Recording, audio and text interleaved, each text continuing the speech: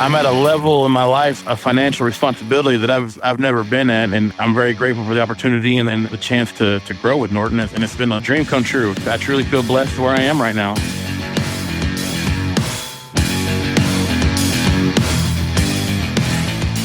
Welcome to Six Figure Trucker, the podcast where we share advice on how to be successful in trucking and have fun while doing so. We'll share stories, news, and advice on how to earn six figures in trucking, and we'll speak to guys and gals that are already doing so. Let's get to the show. Hello, everyone, and welcome to the Six Figure Trucker, brought to you by Norton Transport. This is a venue, a place where we elevate and celebrate the drivers that make everything go round and round. Huge part of the economy for America, and absolutely the backbone of our company at Norton Transport. And we just want to lift them up in this show. And things are a little different this evening as we are recording. Typically, we record at Norton Transport in the offices of Norton Transport in the conference room or in our podcast room. But tonight, I've brought it down to my house, and you may hear some birds chirping. And another thing you may hear is this. That would be me lighting up my cigar here. And those of you who have listened to the podcast before know that I enjoy cigars. And tonight, it's a Victor Sinclaire classic. Now, we do have a very special guest, as always is the case each week when we come to you. And tonight, it's John Theriault. John, how are you out there this evening? I'm doing well, sir. Doing well. You and I spoke just a few moments ago. Tell us where you are and where you are in the journey of your transport. Oh, at the moment, physically, I'm sitting in a rest area on my way up to Ohio. I'll be there tomorrow afternoon. I get thinking in my journey of transport, I've just started. I've been doing this with Norton about a year and a half. I was a private dealership before that for a couple of years. So it's, I think, fairly new in the industry itself. I'm a boom driver, a little bit different than what most of the Driveaway guys do. And that itself is very interesting and challenging at times. I've enjoyed that. But it's been a journey. I've loved it. Gotcha. Where did you pick up today? I picked up this morning in Denton, Texas, at the Peterbilt factory there. Now, did you pick up both trucks at the same place, or did you have to? No, sir. Both of them were there. Oh, okay, that makes it a little easier for you. It does. It is. It can be a little bit more challenging when you do them individually or one at a time. A few extra steps, a little bit more tedious. Definitely more beneficial time-wise when you can have everything there together, Gotcha. Ready to go. Now, John, we've got a lot of people that listen to this show. A lot of them, or a majority of them, we presume, are drivers who get down into the nuts and bolts of it. But we want to get down to the nuts and bolts of booming. Now, you said you joined us about a year and a half ago. Were you booming before then? No, sir. Tell us about how you got into there may be people out there who are not familiar with what the booming technique or method is. So just paint a picture for us. Normally, typically most drivers are doing single units. They'll hop in there and go, or they have a tow vehicle that they connect with, their type of hitch. Booming is a trailer that you pull behind your personal vehicle, and it allows you to move two at a time. Mine is you'll have one facing forward, essentially, and then the trailer's connected to that, and there's a kingpin on the rear of the trailer that your rear truck will back up into.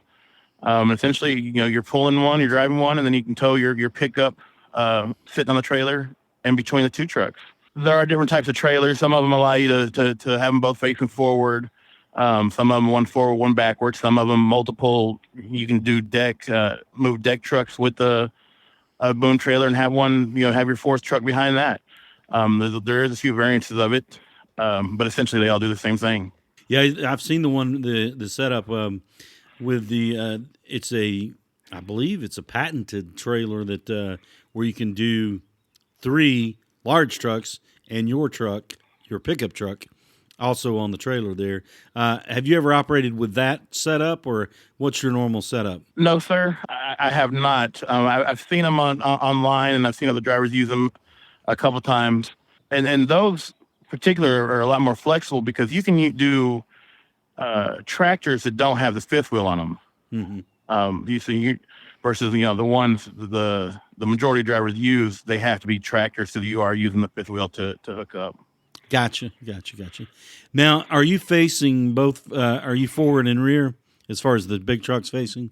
Yes, sir. The one on obviously we facing forward, Right, and right. the one in the the one in the back is facing backwards. They're kind of butt to butt with the trailer in the middle. Gotcha. What kind of pickup truck do you have that you have on the trailer? I have a 2500 Ram, 2021. Funny story. When I picked up the trailer at Norton's office, I had a 1500 trailer, and I didn't know anything about the trailer. I knew I needed the hitch, and I got there to pick it up. And I live in Arkansas, so I guess it was about a maybe 10, 12-hour drive from the office there in Ringgold home. And I pull up in the driveway, and my wife comes out, and she smells. She goes, "What is that smell? Is that your transmission?" So that trailer, it is a heavy trailer. It's probably about 6,500, 7,000 pounds. And I knew immediately that truck wasn't going to last long pulling that trailer. So I went that weekend and traded in and got the 3/4 ton. And I think the engine may handle it, but the suspension is what is the key difference. That's why I asked the question. I was just wondering what you had to pull that trailer. And so you've got the Ram now? Yes, sir. And how does the Ram hold up? It does perfect. It's fine. Mine is a gas burner. It has its advantages, disadvantages. I think I'd prefer a diesel one in the long run, but at the time that was what I could find that weekend before I could put that trailer to use. So, but it works fine. Gotcha. We've seen these trailers before. They are pretty heavy, but obviously they serve a major purpose and allow you to be more efficient on a couple of, deliver 2 trucks at one time and be able to move on and drive away after it's all over. Oh, absolutely. That flexibility in time, I think the value in your time that you can save, it's hard to put a price on that. It opens you up to so many more options. There's more loads that I can take that I may not be able to take if I didn't have my personal vehicle to get out of there. Not have to rely on public transport, Ubers and planes and buses and taxis. I drop my trucks off and I'm on to the next one. That's cool. That's cool. Now, we talked about getting into the nuts and the bolts of it. You gave us a nice overview of how it works. But as far as connecting the two, what do you have to do to connect the 2 trucks there as far as literally the nuts and bolts of it? I've got it down to a methodical process, step by step, and it's consistent every time so you don't miss anything. There's a lot of things that could theoretically go wrong if you don't pay attention to the details. I mean, you're towing a 20,000 vehicle behind you, and you certainly don't want to come loose, or if you forget something. I'll run you through the process. First thing you're gonna do is line it up straight with your trailer and lower suspension on it so you can chain up your axles. Mm-hmm. And that's key. Make sure you do that right, and key in the end process so that you're not rubbing tires on the pavement, making turns, and causing damage to the trailer in that matter. And so when you get your trailer hooked up and it's straight, I'll go ahead and run my lights. You'll run the light bar to the back, and that goes through the trailer. And that's pretty easy to do. You just run your light cord and hook on your light bar. And again, pay attention. You got to make sure you use some type of padding. You don't want to cause any scratches. All these details, they count. And once you get your light bar set up, I'll strap down my steering wheel, make it secure. I like to use 2 straps and a seatbelt. You can never be too redundant when safety, because if that steering wheel comes unloose, that truck will start swaying, and that's just, you definitely don't want a swaying truck going down the freeway. Once you get everything secured and set up, I'll go ahead and lower the truck, and you can start the process of backing your pickup on there. And my trailer operates as a bend in the middle, so when I back it up, that front end is lifted and lowered with the hydraulic boom, and I guess that's where the term comes, underneath it. So I can raise it and back in the lead truck, and it'll back in just like a normal trailer, hook up to the 5th wheel. Right. And from there, it's just a process of getting it balanced. It works as a counterbalance. You'll straighten the trailer out, so to speak, with the booms. They'll extend, mm-hmm. and you'll wrap your support chains around the frame, and that's another key thing. You have to make sure that's exact positioning. Pay attention. That's the key process. If you're too far forward, you may cause damage to the airbags, to the brake chambers. Too far back, you might start bending part of the light frames or get caught in the wires. And then it's got to be even on both sides, or that's going to cause your trailer to tilt and swerve to one side or the other. So very, very meticulous, paying attention to the details. And once you get it done, it straightens out. And as it straightens, it just lifts the rear end of that back truck off the ground. And so you're towing it with the wheels off. The front ones are your trailer tires now. And once you secure your vehicle, you straps on the tires, you're good to go. Give it a good once around, walk around, make sure everything's working, your lights are working. In theory, if everything's working good, you don't have any issues along the way, it's about a 2.5 hour process. That was my very next question. You're right on cue there. Is that including your pre-trip inspection? I guess pre-trip is going to be more extensive with this setup. It is. All in all, from start to finish, when I get to a location, I'm usually out of there within 3 hours. From the time I talk to who I need to speak with, find the truck, inspect the trucks, make sure they're good to go, and then proceed with everything. Usually about 3 hours total: pre-trip, hookup, paperwork, and then proceed with your day. That's not bad when you measure that against the time you're going to save in the overall trip. Oh, absolutely. I mean, I'll sacrifice those 3 hours to basically double my income and move 2 trucks at once. Right. What about unhooking? How is that faster? I would think so, but I don't know. It is. To unhook, about 45 minutes. Usually no longer than that. Maybe I'm usually, by the time I arrive and I can leave, it's about an hour process to unhook and take care of paperwork and see who I need to. And sometimes, of course, they're going to want to do their own inspection on the vehicles, and depending on how long that takes, but no longer than normal. Have you had any squirrely situations with the boom configuration in your time doing it? There's been some of the trucks, I guess, are built different, and their components are not in the same place. It's not universal. For instance, your Peterbilts and Kenworths, their suspension and airbags are a little bit more forward on the frame. Very easy to work with, very, very easy to wrap your support chains around the frame. And I've noticed the Freightliners, which I don't do very often, but their support, the suspension and airbags are towards the rear. And it's very challenging a lot of times to find a safe place to wrap those chains around so you're not damaging anything. Right. There's been a time or two when I think the safest thing was let's just not chance this. It doesn't fit right, or it's rubbing too close, and it may have worked, but at the end of the day, you don't want to damage a truck, and when not necessary. Yeah, not run that risk. Now, after you get to Ohio, where do you dart off to from Ohio? More than likely, I will go to Chillicothe. I don't have anything set, but that's usually my cycle.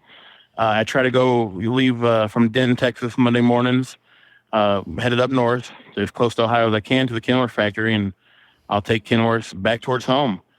That's another reason I love Driveaway, is the flexibility to choose. And me personally, that's what works for me. And my wife works for the state of Texas, so Monday through Friday, she's at our other property there in Texas. So it works to my benefit to be gone Monday through Friday doing this. And then, usually home Friday or Saturday when we get the weekends together at our house here in Arkansas. And it just works. A lot of freedom, a lot of flexibility. I love the word that you used there, my cycle. You talk about, with many of our guests, they talk about planning, flexibility, and by the obvious, it's clear that you do that as well with using the word cycle. So I guess you've got it down to a pretty good routine, pretty good process. Yes, sir. And I think that comes with experience. The more you get out there, you start to know, you hear the term trucking lanes, where the trucks move, where they're coming from, of course, your key points, where the factories are. And you just you'll learn over time what goes where and where it's going and what you can expect. And when you're consistent and you start planning, and it just makes things a lot easier. You can work all the kinks out in the early days and ride the smooth off of it in the latter days. Right. We all got to get in there, get our feet wet, and it's a learning process. I remember when I was moving singles, there were still times when I would oh, that's a great load. Let me take that truck. And I get there and I realize why that load's got there, because it's a hard place to get out of. And with anything, it's a learning process and a learning curve. And I think the more effort you put into it, the more successful you can be, the more you learn. How long did it take you to get acclimated to boom driving, the physical aspect of it and the logistical aspect of it? The physical aspect, well, there's times now that I'm still reminded I'm doing something completely different than moving a box truck. And it, because your vehicle sits in the middle, I guess the whole design, your whole unit is very top heavy. So going around curves, it almost felt like I was learning to drive a truck again, and in a lot of aspects, because it just handles so much differently than your traditional tractor and box trailer. Mm-hmm. There's things, you can't make a U-turn in a boom trailer, or you will flip that unit over on its side. Right. All your turns have to be really broad or squared off. You just can't do a U-turn like that, and your weight distribution is different. Mm-hmm. And when I say I'm still reminded, last week, I was booming two single axle trucks, and I was in the far right lane, cruise control set at 55, just like a normal trip, and we're coming over a hill, and right on the other side of that hill, traffic was at a dead stop, and when I had to stop so suddenly, you're reminded of how you're in a different vehicle, you're in a different setup, your weight, you can't stop those trucks in the same way you could a normal tractor. You don't have the trailer brakes back there just to help you stop. It's a little bit different. You can't necessarily jerk and swerve to the side, or you're more apt to jackknife because you're so top heavy. I guess all these things play in a factor when you're driving in safety. You're like I said, constantly reminded you're doing something different. I guess you have to be super aware of your surroundings, particularly like what you were talking about, topping that hill and all of a sudden traffic stopped. I guess it's somewhat similar to riding a motorcycle where you got to keep your head on a swivel. Yes, sir, at all times, and they teach you that. And I remember going through truck school. You're always looking for a way out. You're always looking ahead of you, see what's going on beside of you. What are you going to do if this happens? What are you going to do if that happens? You always be prepared. Gotcha. Do you see out on the open road, do you see many other boom drivers? How often do you see them at truck stops, rest areas, things like that? Do you see them often, or are they kind of rare? That's hit or miss. There might be one week when I'll see two or three, and other than the pickup locations, there at the factory yards, I haven't seen one on the roads in a couple of weeks, personally. But then, next week I might see two or three of them. Gotcha. Do you guys talk to each other? I mean, I know we've got several boom drivers at Norton Transport, but do you guys talk to each other here at Norton and also out there on the open road, maybe with other companies? We do. I know there's a few Facebook groups that we're all part of, or a lot of us are part of. And me personally, that was a great resource for information. Even now, I have questions about a certain type of truck or a certain type of bumper. How are we doing this? We can ask questions and post to Facebook, and we get a lot of feedback. It is a lot of help. Get down into the technical aspects of things. Yes, that and different things. We will communicate about what scale houses are working.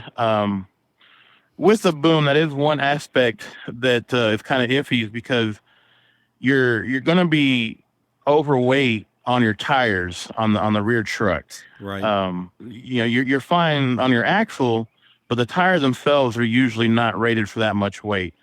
And some states, some way stations will pick at it, and some don't. But you'll see a lot of drivers communicating about that. If there happens to be somewhere that is cracking down that day or that week. Things of that nature. Is there a state in particular that's higher standards, or as you said, we'll be picking at it? Is there a state that you guys talk about? It's like, be careful when you go through this state. Illinois is a well-known state. I'll say that the scale house at Litchfield is one of the most well-known ones for I don't want to say harassing boom drivers, but they're strict. They they do, and I guess the year and a half I've been doing this, that's the only place I've ever had an issue. Well, that's good. That's good. Limited issues are good. Good for you. Good for us. What's the longest boom run you've made since you've been doing it? Oh, goodness. I'm sure I've gone coast to coast at some point. I do remember there was a trip last year that I wanted to stay started in Georgia, and one truck I dropped off in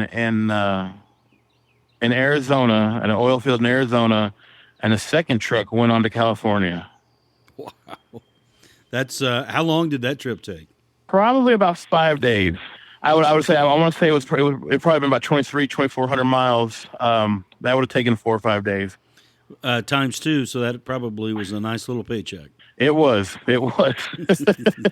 Yeah. It definitely had this advantage, and that's me personally. I'm thankful for Norton for the opportunity with them. I stated earlier, I started with a private dealership as their driveway driver. I would fly out and bring back their trucks for them. And as they grew, they needed to outsource their work, and so other driveway companies were coming in bringing trucks. And that's how I gained knowledge that it was even an industry. I had no idea it was just an industry the way it was. And I started to branch out and learn about it. And that's how I got on with Norton. And I happened to have my tow vehicle was already set up from a group of trucks that the dealership had bought. And we outfitted my pickup specifically for that group of trucks. And it never got used again. And so I had a moneymaker sitting there ready to be put to work when I got on with Norton, and I went from that to being a boom driver, and I'm at a level in my life that a financial responsibility that I've never been at, and I'm very grateful for the opportunity and the chance to grow with Norton, and it's been a great time, a dream come true to be able to live the freedom and the life that we do. That's fantastic. We're very blessed. That's fantastic. You're listening to John Theriault here on the Six Figure Trucker, brought to you by Norton Transport. And John, it really makes us happy and it makes us very pleased to know that you're reaping the rewards of your work, your labor, your effort, your attention to detail. I mean, like you said, all these details, they count. And I did want to ask you, do you see yourself ever moving away from boom driving, or do you want to stick with it for the foreseeable future? I think I will stick with it for the foreseeable future. On a personal level, I think I would like to learn to do the decking, just to say I know how to do it, just say it's been done. And I know that that can be incorporated with the boom trailer itself, to where you can do a deck load and boom a single truck behind it, right? Just to further your income. So I think that would be fun to do at some point. But I think I'm satisfied doing the booming. Just overall, I wouldn't change anything. Now, when you're out on the road booming, do you sometimes, when cars are passing you, do you get that gee whiz look when they look up and say, "Man, that guy's got a big truck behind him and a pickup truck in between"? I do. More times than not, I will say, is I get all the questions is when I'm just pulling the trailer with my pickup. When I'm going from location to location, whenever I stop and get gas, 90% of the time, there's somebody who's going to come ask me, what is that trailer for? It never fails. I've never seen a trailer like that. What does it do? What kind of cars do you put on there? And I keep a picture handy. I said, honestly, let me show you. I can show you better than I can tell you. And they're amazed every time. I was going to say, I bet that blows a lot of minds when they see it in operation. It really does. It's cool to see. Now, you mentioned there that you and the wife live in Arkansas, and this Driveaway has worked out well for you. She's in Texas Monday through Friday.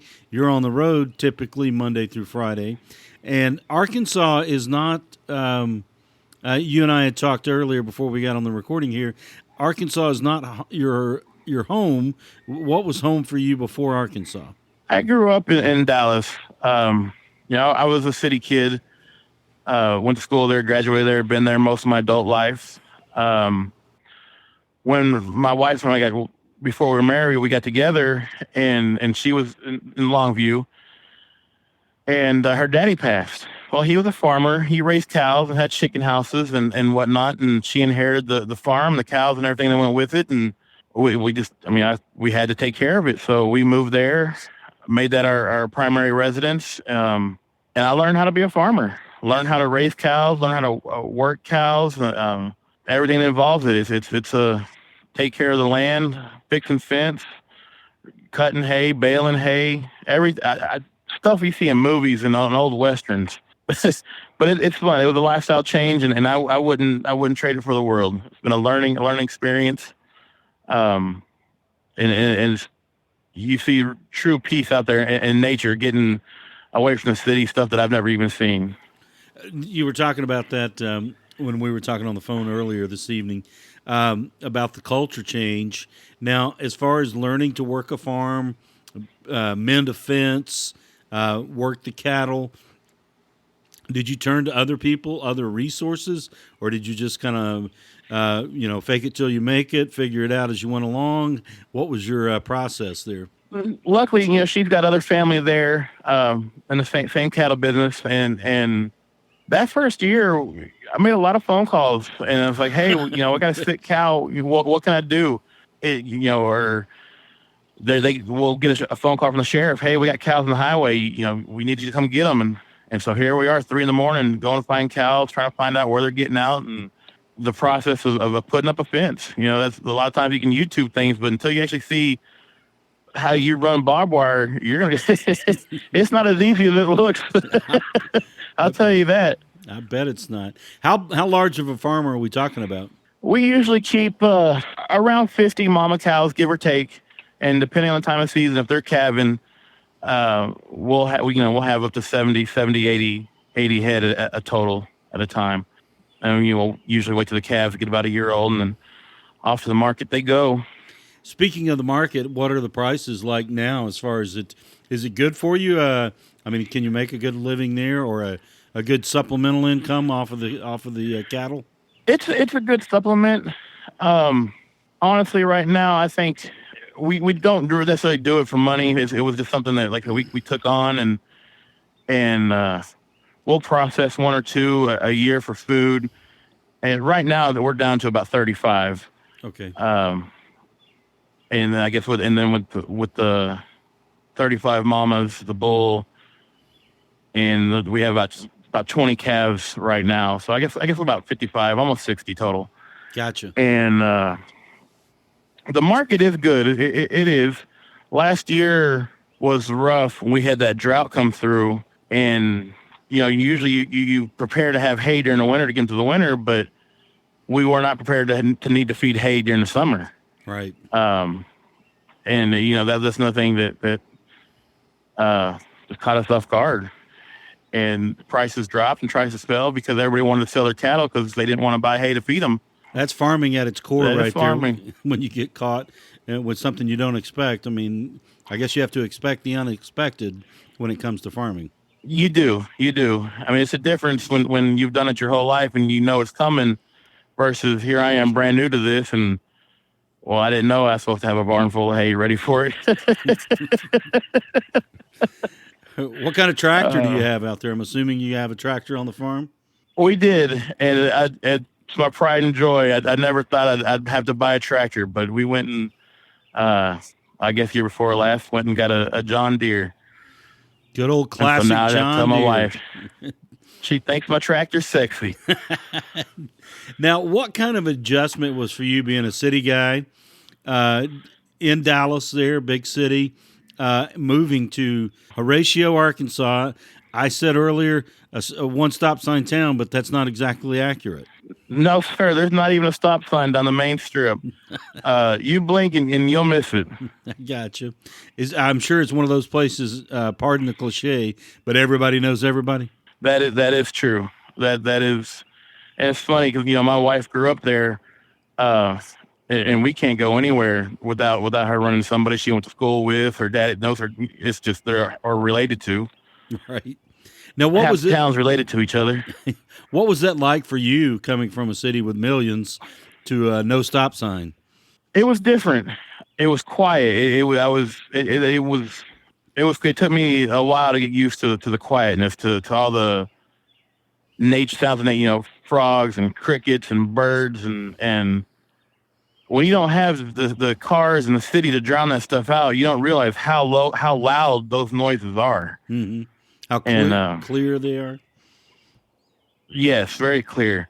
And I mean, well, we have owls that live in the shop next to the house, so we're constantly hearing them, and there's a lot of noises. I traded one set for another. I gotcha. But as you said earlier, you wouldn't trade this one for anything. Oh no, I wouldn't. I truly think that it's peaceful. It's a level of peace and serenity that I've never had before, and it's nice. Gotcha. Now, kind of take us through. Your wife works in Texas Monday through Friday. You're on the road Monday through Friday. What's a typical weekend like for the Theriaults? Typical weekend. Usually Friday night we'll go to Texarkana. That's about an hour south of us, and that's the biggest city. We'll usually do our date night Friday night or Saturday night, and a lot of times we'll stay the night in town and go have crab leg. That's our favorite meal to have, and we can go home and get some work done around the farm. There's always something to do. This past weekend, I spent half a day trying to bush hog and get the fields ready, and we have a tree that blew down on the fence, so we had to run the cows to the back side of the property and pin them up on that side until we can get the fence fixed. And it's always something. Gotcha. We do stay busy. Any children for you guys? No, sir. Neither one of us do have children. Now, you may need a ranch hand down the road there. I thought about it. It was a joke. I said, we can look into being foster parents or something down the road, and I told her, I said I need them at least to be about 8-9 years old, old enough to pick up a hammer or stretch a fence. Absolutely, stretching a fence is that's a job right there. That'd be tough for a 9-year-old unless you got the tools appropriate there to stretch a fence and mend a fence and put a post down. I'll tell you, that's probably the biggest reoccurring project there is. I've done it myself on a much, much, much smaller scale. That's hard work. Yes, sir. Yes, sir, it is. And it can be painful at times, too, if you're not careful with that barbed wire. I got you. Now, I'm going to make a stereotypical assumption here. Being a guy from Dallas, you probably are no stranger to cowboy boots. No, sir. And now you're wearing work boots on the weekends. Yes, sir. And it's funny because I used to wear, tennis shoes, your Nikes or Adidas. That was the city style, and I wore them. And my wife would tease me sometimes, saying I was such a city kid in the country. And here we are. Well, I guess we've been together about 4 years. Friday actually will be our 2-year anniversary. Well, happy anniversary! And thank you, sir. And she teases me because when we met, I was tennis shoes, sneakers, and now I'm wearing Ariats and work boots and jeans all the time. We laugh about that, yes. City boy to farmer, here it is. Mm-hmm. Farmer John. Farmer John, there you go. Now, it would have been a lot more difficult to do this when your father-in-law passed away and you were working, say, in a different profession to make that move, that shift. How grateful, you've mentioned how grateful you are to be in the spot you're in now, the position you're in now. I guess, do you reflect on that somewhat? I do, to an extent. I've always been one to kind of thankful for the opportunities that are provided, because I know I've worked hard to get where I am, and I'm very, very thankful for every opportunity, and even for the ones that may have not panned out the way I wanted to originally, that just may not have been my path. And I've stood fast and done the right things I felt, and I truly feel blessed where I am right now.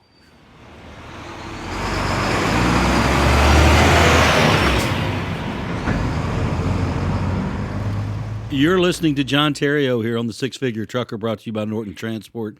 Also, John, I got to ask the obvious question, being from Dallas. Cowboys fan? Absolutely. Is everyone in Dallas a Cowboys fan? I think they are. They should be. Have you had the chance to go to Jerry World? I have. Surprisingly, I haven't been to a game there yet, but I've been to some concerts and a few events. Well, if you've been to a concert at Jerry World, it had to be a big time artist. Who did you see? It was Blake Shelton and Usher. Well, not together. Were they there together?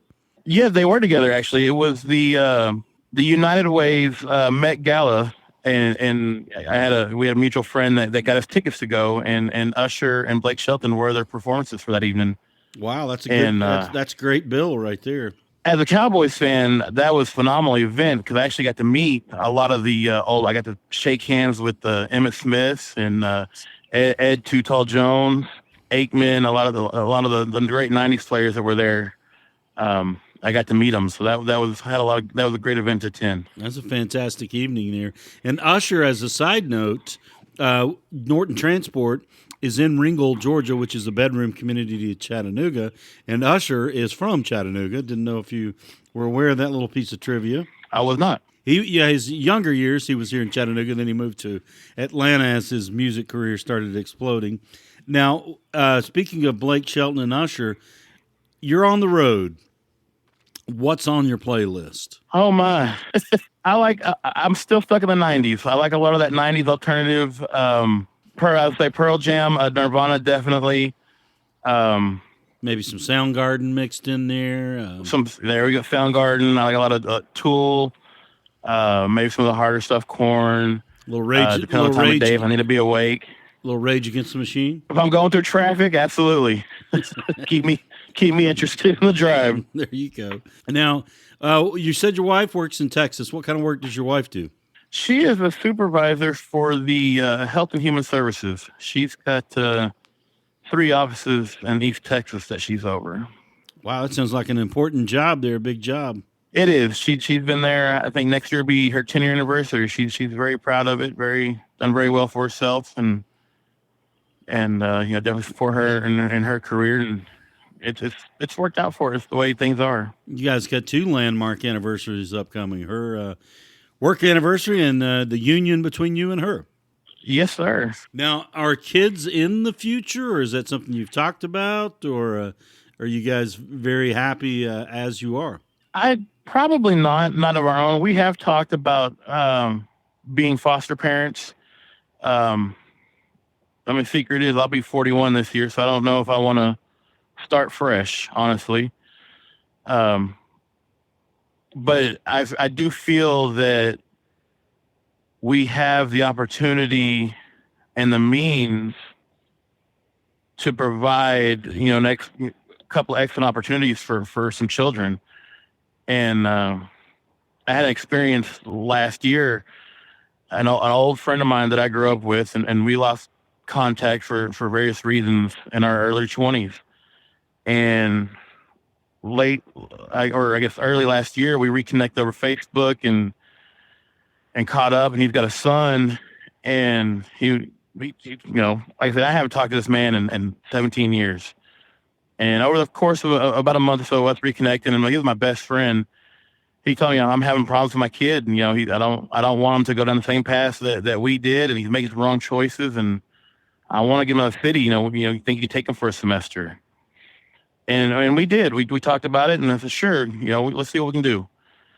And that has opened up to my eyes to a whole new, I don't even know how to describe it, a whole new experience that I've never, other than my wife, I've never been responsible for another person's life. Mm-hmm. And being able to have an opportunity to teach somebody, to help him with the schoolwork and talk to him about things and growing up and whatnot. And I thought about it, and I was like, we do what we have here, the farm and the land and the animals and the community. We really could provide an opportunity for some foster kids. So we've seriously thought about it, and I think that probably is in our future. I've said, within 5 years, I'd like to be at a point to where we could do that. That's awesome, man. That is awesome. So I'm assuming that time, that semester that the young man spent with you on the farm kind of prompted the thought or the genesis of maybe becoming foster parents. Oh, absolutely. Absolutely. It was just a feeling that I've never had before. I've just like I said, I've never been a parent. I've never cared or held my own child. I don't know that feeling, but being able to help him and guide him, and that was just the start of something I think that I would like to learn more about, to experience more. What was it like for the young man? It was different. It was a culture shock. I can't say that he was a willing participant at first, but In the end, I think he did walk away with a lot more knowledge and understanding than he came there with. Gotcha. Now, what did you do when you lived in Dallas? What was your profession there? Before I went to CDL school, I was a catering manager for Jason's Deli, downtown Dallas. Oh, that's cool. That's cool. So, I completely switched professions. I got tired of being in the high rises all day and in and out and doing that and just being in downtown hustle and bustle. I just wanted something different, and that was the career path I chose. My best friend at the time, him and his wife, previously went to trucking school, and I saw the changes that they made in their life and how they were able to better themselves and the progress that they made. And I wanted to follow in those footsteps. how does your former life being a manager with Jason's Deli compare to your current life? I don't know if there's any comparison. I mean, they're two different lifestyles. One was I dealt with people nonstop all day, and there's a lot of solitude in the driveway industry. But at the same time, a lot of the skills necessary to be in the business world, your customer service and way you speak with people and your manners and whatnot, that definitely, those skills will pass over the driveway because you're still dealing with people. You're still going to see your customers and interact with them, and you definitely want to maintain a professional image. So I think a lot of those skills have transferred and helped me in that aspect. You're listening to John Theriault here on the Six Figure Trucker, brought to you by Norton Transport. John is a boom driver. He's been cross country. He is on his way to Ohio. Should arrive in Ohio tomorrow, here in the late stages of spring, on the edge of summer there.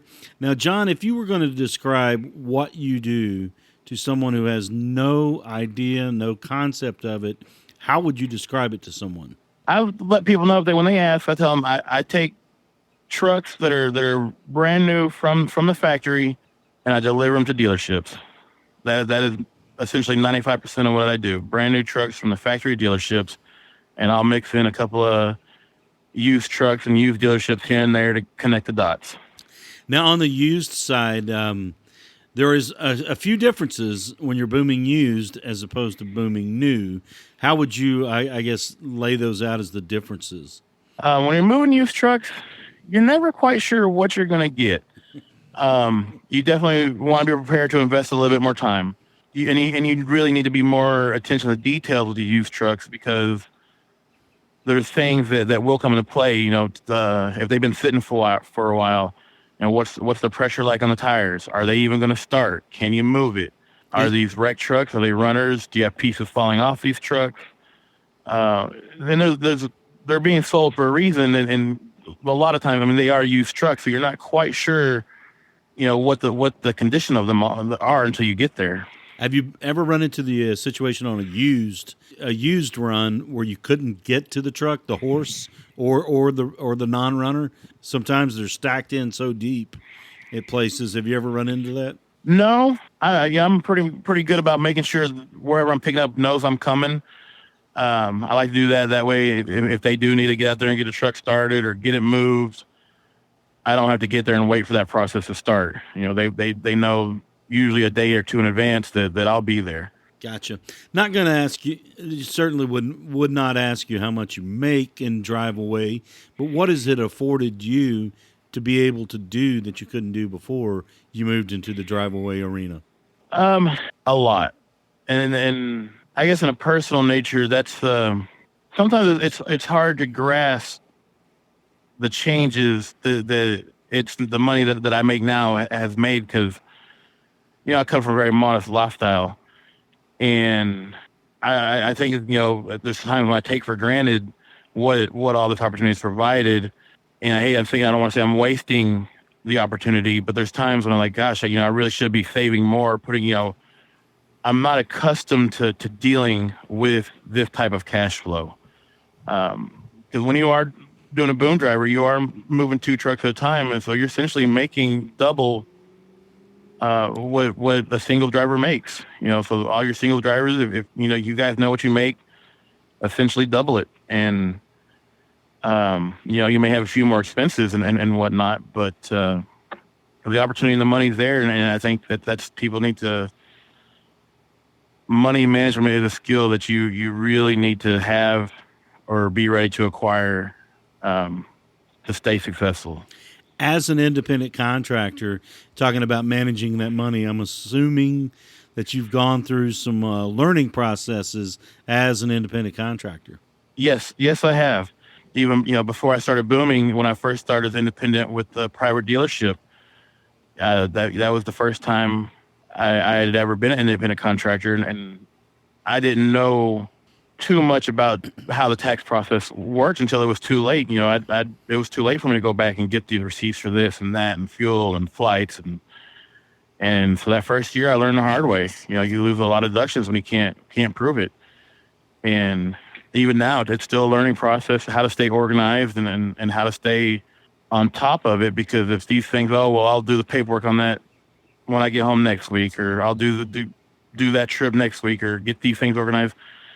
Before you know it, the end of the year's there, and now you have 12 months worth of files and taxes and paperwork that you're trying to scramble and get together. And that has been a learning experience personally, just trying to stay focused and organized and control. What advice would you give to A, singles drivers, and B, boom drivers in that regard as far as getting your ducks in a row? Don't feel you have to do everything yourself. If you're going from being a singles driver to being a boom driver, you're going to see the sudden increase in income. And I would say right off the bat, use it and make get a tax person, find somebody who can help you with your bookkeeping. Get those things done first before you're trying to backtrack and make up for lost time. That's something you absolutely want to stay ahead of. At the end of the year, there's a big difference, from a lot of drivers and trying to pay taxes on 40, 50,000 to when you're getting to the six figures. That's a lot of money to try and pay taxes on. You don't want to get behind on that. Do you pay quarterly or do you do it all at one time? I do it all at one time. Gotcha. This year, I'm doing it different. This will be the first year. I learned the hard way. So we are making those changes. Gotcha. Now, with this extra flow of money coming in, this surplus of income coming in, have you been able to take that dream vacation, or is that something you guys are planning down the road? I mean, you're still relatively a young man, you and your wife. I mean, is that something in the future, a dream vacation? We do. We travel a lot as it is. It's something that I love to drive away. That I can, when she racks up her vacation time and can take it as she, needs to. And I have the flexibility of whenever she wants to take off. If she wants to take off 2-3 days here or a whole week there, I can do that with her. And on average, I would say I probably take a week off, if not every month and a half. Pretty frequently, we'll take the time off together, and we'll either go camping we like to go camp a lot.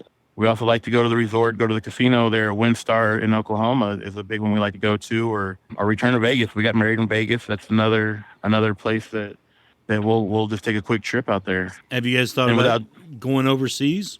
We have. It was funny. Not too long after I started doing the boom driver, we having pillow talk, and we woke up and she said that she wanted to go to overseas. I can't think of it. They have all the exotic cars. You see a lot of hip hop stars there. Oh my goodness, right there in the Middle East. Oh, Dubai. Dubai. There we go. I woke up one morning and she said she wanted to go to Dubai, and I was laughing. And so I think that is our dream vacation. We are getting the process when we get our passports and do that before while we still can. I mean, I know we're not that old, but I think that's probably our dream vacation that we definitely want to do. That's fantastic. You're listening to John Theriault telling his stories on and off the road here on the Six Figure Trucker, brought to you by Norton Transport. John, we appreciate you spending a little time with us here as you're resting up there in the rest area. Are you going to, will you be sleeping tonight? Are you going to drive through the night? What's the plan for the rest of the evening? No, I'll get back on the road here for a little while. Let's see. I would imagine it's still daylight. We can still get some more miles in. Gotcha. Before you have to turn in for the evening? I try to gauge my 10-hour break. I know I'm not naturally an early riser if I can avoid it. Okay. So I'll generally try and drive to about 11 p.m. That's right around that hour, anywhere between 10 and midnight. I'll try and stop. That way my 10-hour break is usually about 9 a.m. And that, I'd much rather get up around that time than I would at 6 or 7. Gotcha. Everyone has different schedules. We've talked to so many drivers. Some will drive through the night. Some like to start at the beginning of the day, at the crack of dawn. And some, like you, ease into the day and let the wheels take you where they go. Yes, sir. John Theriault here on the Six Figure Trucker, brought to you by Norton Transport. John, thank you so much for joining us here. We're going to sign off, but thank you so much. And the last question is not really a question. Anything you would say to people who may be considering Driveaway as a form of income? I absolutely support anybody who wants to change the way they see the trucking industry and do something different within that industry. There's certainly a lot of opportunities in the Driveaway, a lot of different things you can do, a lot of different types of trucks you can move. If you want something different, a little bit more responsibility, a little bit more freedom, they go hand in hand. I encourage it. I think you'll be it might be the change you're looking for.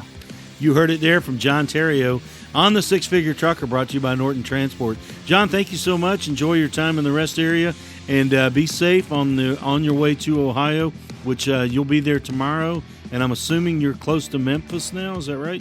Yes, sir. Yes, sir. I just left Memphis, about 20 miles back. All right, John, thank you so much for joining us. Have a pleasant evening and a safe drive tomorrow. Thank you, sir. Thank you for having me. Six Figure Trucker is brought to you by Norton Transport. Norton Transport is a drive-away trucking company that customers can rely on. It offers excellent independent contract driving opportunities to professional, courteous, and qualified drivers that can provide the kind of service we deliver. If you're interested in learning more about Norton or just want to subscribe to the show, check out 6-figuretrucker.com. That's 6-figuretrucker.com.